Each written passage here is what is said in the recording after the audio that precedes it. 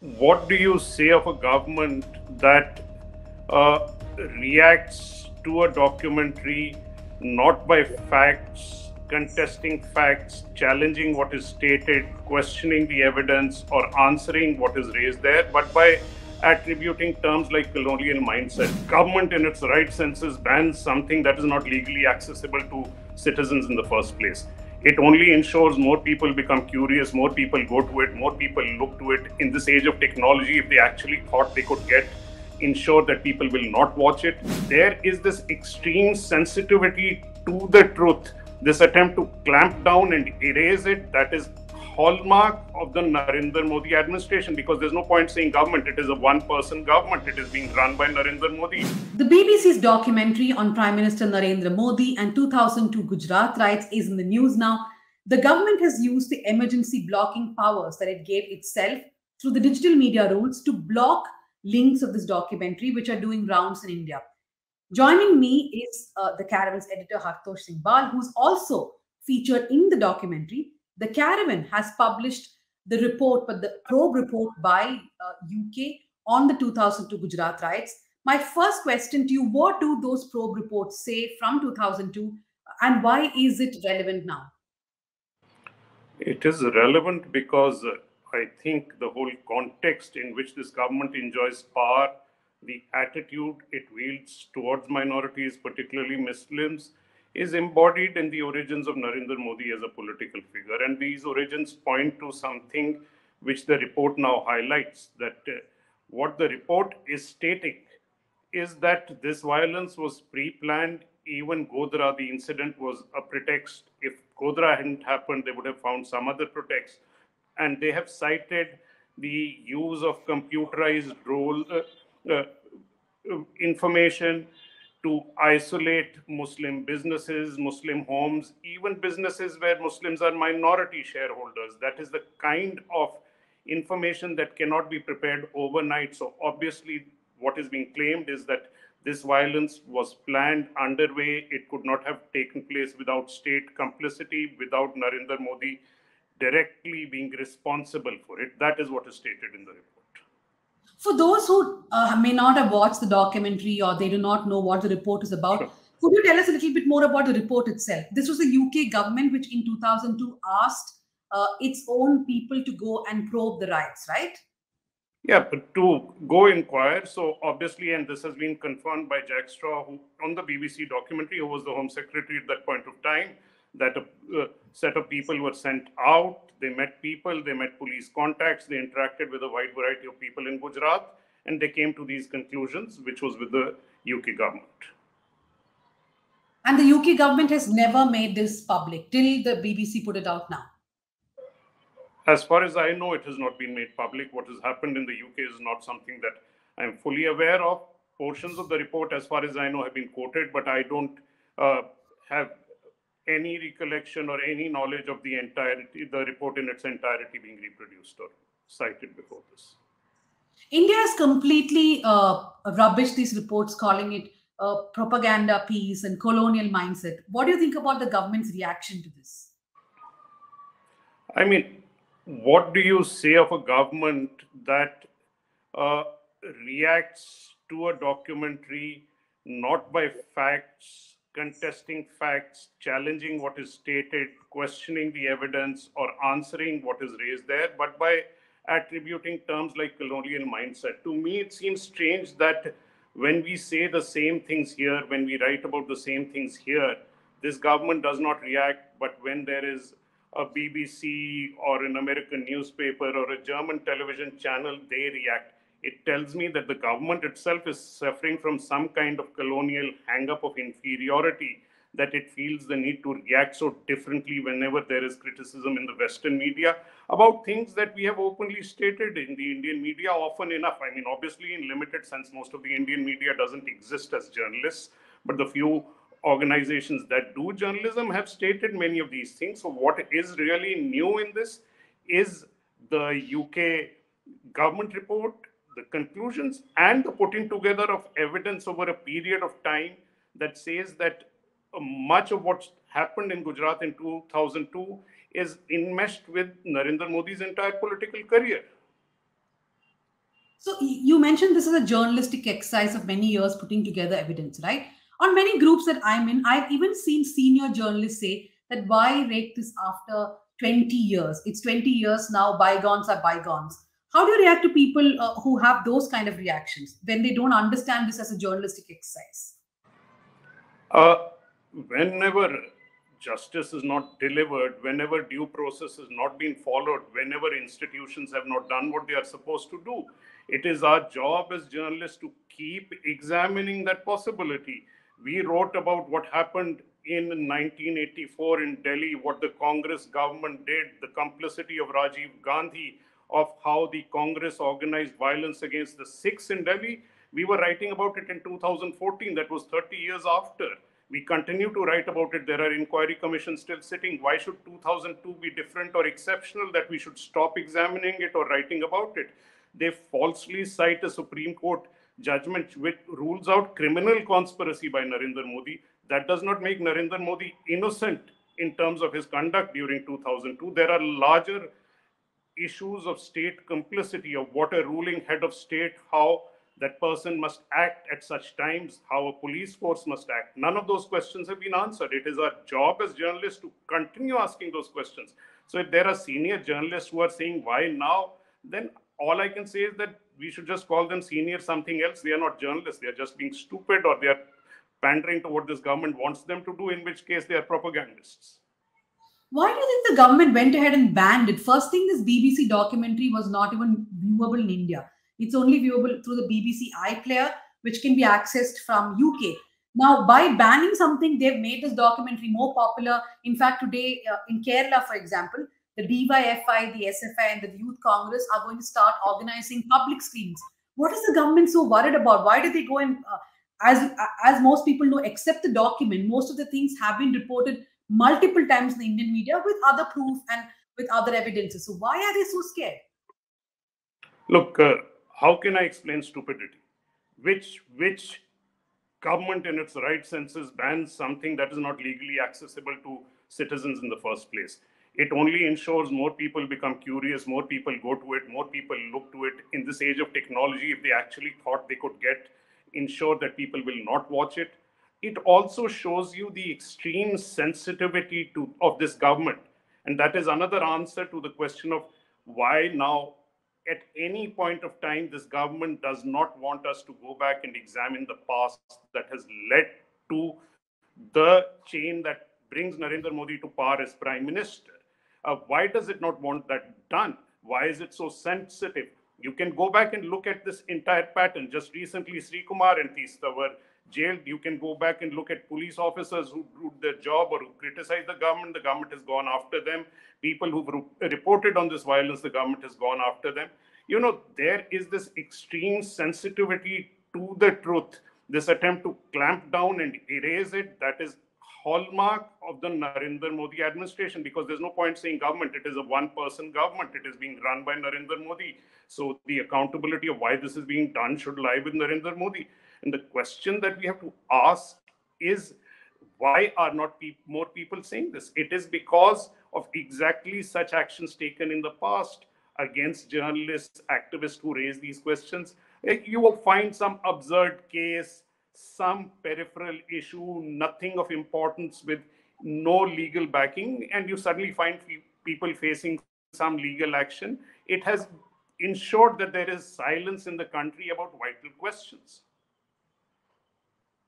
So there are two kinds of reactions mainly. There are one set of people who are maybe about 30, 35, saying that what is new in the documentary. There is another set which says that young people should be watching this to understand. So do you believe in that way the documentary will churn a discussion amongst the young people in India, even if the older ones are cynical? Look, neither of those questions are relevant to me. As a journalist, I think it's our job to go out and state what needs to be stated. Whether somebody thinks it's not new or not new, that's their choice. They can switch it off, not watch it, or watch it again. That's their choice. The young, if they are curious, they will learn about the past that they think is not relevant and realize how important it is. That's great. But neither of those questions has any bearing on our jobs as journalists to do what must be done. So how does it matter what the reaction is, what is new? What if there is nothing new, then why is government so bothered? they should let it just be screened over and over again, because it's old hat, it's old wine in a new bottle. They keep saying it is a propaganda outlet. That is what they are saying about the BBC. Then they should not be bothered in the least if that is the issue. Are people so stupid that they can't make up their own minds by looking at a documentary? So I think it's an important question which answers itself. Of course, there is something new. Of course, there's something that hurts the government. Of course, there's something that needs to be seen. But who chooses to see it, why they choose to see it, are individual decisions. So, as soon as the news of the documentary spread, there was this letter signed by various former bureaucrats and police officers, which was pointing out that there is a Supreme Court judgment which upholds the SIT's finding on Narendra Modi's involvement in the Gujarat riots. And that's also become one of the biggest forwards now. Do you believe the BBC or the Supreme Court of India? Look, that's an absurd argument. I don't know what these bureaucrats are up to. This is basically WhatsApp level argument. What the Supreme Court said is that there is no uh, uh, grounds for criminal conspiracy against Narendra Modi. As anybody who knows the law, the requirements for criminal conspiracy are very strong. As I've repeated before, that does not mean that it absolves Narendra Modi. The second is, just because the Supreme Court has relied on the SIT does not mean that we are not free to examine the SIT. The Supreme Court has made claims that the SIT is based on firm logic. It is anything but based on firm logic, because the question of logic must derive from the report itself. The Supreme Court can tell us legally what is right or wrong. It cannot adjudicate the logic of a report, which is there for us to read and examine. And the SIT has gone out of its way not to look at the evidence itself. It has marshaled, it has reached conclusions which are contrary to its own evidence.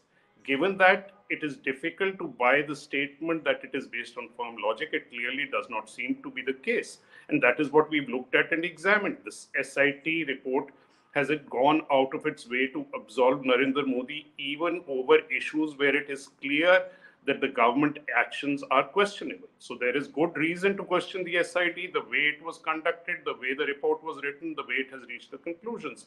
It is our job as journalists, where accountability and transparency in a democracy are necessary, to do it.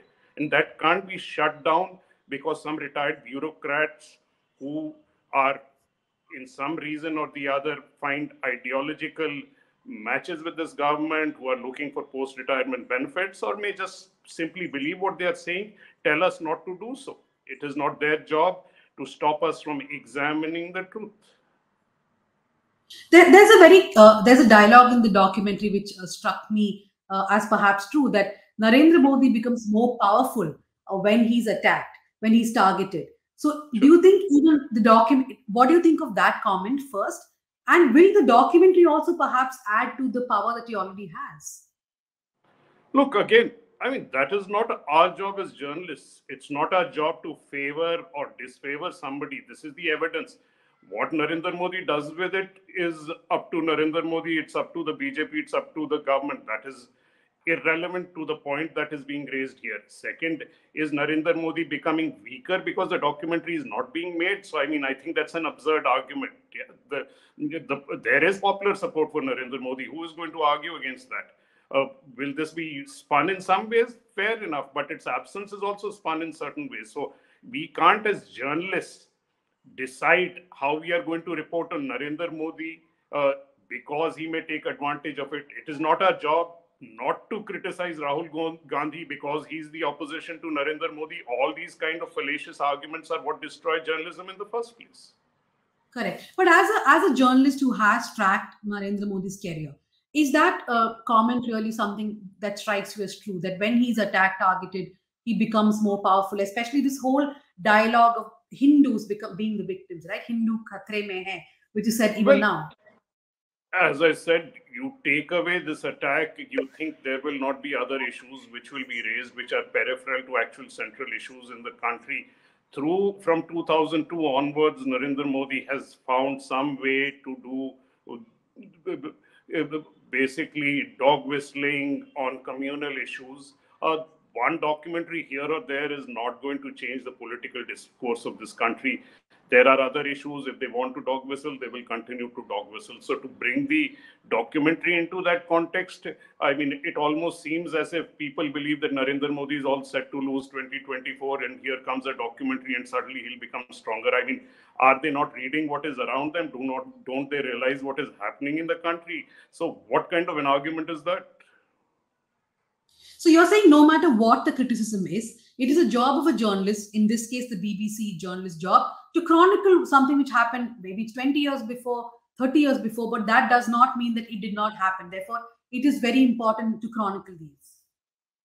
Absolutely. It is our job to chronicle, to examine, to question. And you can't use extraneous what if, what about, who gains, who loses as arguments not to do our job. And whether Narendra Modi wins or loses or is totally unaffected by the documentary should have no bearing on journalists doing their job, basically. There's a interview by a BBC journalist in the documentary, an old interview. I think it was taken a month after the riots, and the BBC journalist asked the question, 1 month later, what do you think you would have done differently? And Narendra Modi answers that I would have dealt with the media differently. In all these years, do you think Narendra Modi has learned that lesson? Now he does know how to deal with the media. Well, of course, he's dealt with the media. The media is now a propaganda outlet for this government. But you can also see something that is quite evident there. Narendra Modi is not used to being asked questions, to being confronted. He see that and go back and look at the Karan Thapar interview where he walked out in obvious discomfort, unable to answer questions. Why do you think he's never addressed a press conference? Why do you think he's never allowed himself to be questioned openly in the way any head of any respectable democracy would be questioned? Because he is unable to face scrutiny. He's likely to lose his cool. He's unable to deal with the kind of scrutiny a functional constitutional democracy demands. And for that very reason, he's learned his lesson. Media has been managed. It is not as though the media began to be managed in 2014. There's a long history. The Congress also did it. This is more ruthless, more organized, and they understand this better. So it is even more effective than it was in the past, and that is where we are. And also, I have to ask you that the government has used the emergency blocking powers that it gave itself to the digital media rules. What do you think about that? That, we all have been saying this digital media rules 2021 is dangerous. It is an assault on freedom of expression, and the government has used that very rule. Well, that much is quite clear that this whole argument to evoke emergency powers, what the emergency in a BBC documentary? What is the emergency? What is the concern of the nation that comes up here? The only emergency is that it questions Narendra Modi's image. No other question is being raised. No question is being raised about how a government functions. It is about how Narendra Modi's government functions. And that question is a very valid question. And you can see that in what they are proposing next, that they will flag off through government fact checks. But that is basically saying the government will stop whatever it doesn't want shown, which is what this emergency power is being used for. We are clearly in an era of media control with the pretense that we have an independent media. There is no independent media. There is a limited set of journalists still doing their job. But as a whole, all you have anchors who are basically, I mean, to be frank, much of mainstream media, or almost all of mainstream media, television channels are today staffed and run by people who can't tell their face from their rear. And that is what basically they are doing on prime time. The Caravan has published the UK inquiry report. So, is there concern that the emergency blocking powers can be used to that also done? I fail to see what emergency powers would be invoked against a report that is in the public domain. We have just reproduced it. They don't like the report. They can take it up with the UK government, but that report is 20 years old. What is it? What is it that would bother the government? We can't reproduce reports published anywhere in this country outside. What kind of power would be invoked in this case? What is being said there that they have a problem with? They can state that and take it up with the UK. Why should it be blocked? Okay. My final question. You have been observing all the dialogues on this, the people for and against the documentary. What are your thoughts as you see these debates online and offline of people discussing about the document, what the documentary entails, and whether people in India should watch it? Look, I do not want to waste time as a journalist on these debates. Uh, we were I was part of Open Magazine when we published the Radia tapes. When we did that story, there were questions about, oh, this is damaging the Congress, you are raising this, you are doing that, it is advantage to Narendra Modi, it is. I mean, irrelevant questions. Is it a story? Are the facts right? Is it of public importance? These are the questions we answer. We do our due diligence as journalists. And if people want to sit and waste their time debating things which are actually ways of curtailing journalistic freedoms, of curtailing democratic transparency, it is their indulgence, not mine, basically. So we are journalists who are here to report on what is important to the public. The public good is what we need to keep in mind, no matter what the fallout is or what the repercussions are. Thank you very much for speaking to me. Let's see what new controversies await us as the second part of the documentary is out now. Thank you very much.